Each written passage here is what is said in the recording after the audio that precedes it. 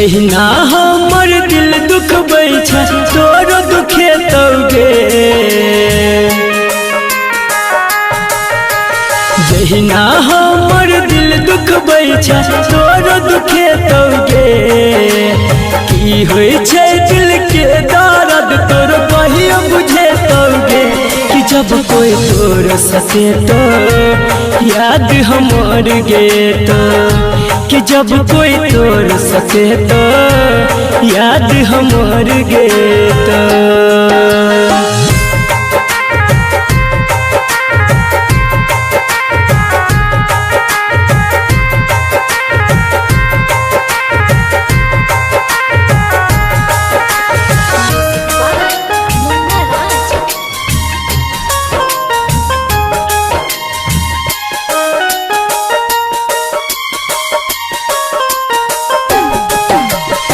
आंसू से नम जब भरबी गे प्यार के कदर तू करबी।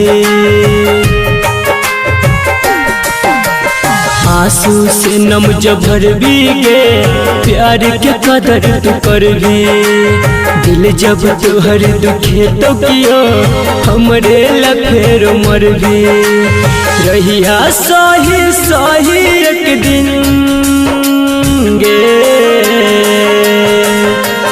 रहिया सही सही एक दिन तोरो सुझे तौगे। कि जब कोई तोर सके तो याद हमर गे तो। कि जब कोई तोर सके तो याद हमर गे तो।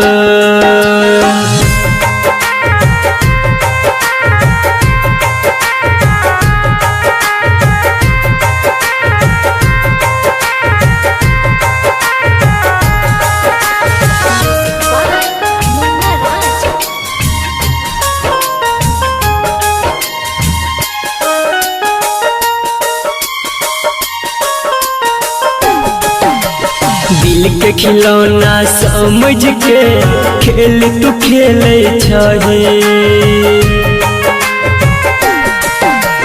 दिल के खिलौना समझ के खेल तू खेले छही। धके गम अभिमन्यु के दर्द नहीं झेल छही। राइटर विकेसी संदीप कहे।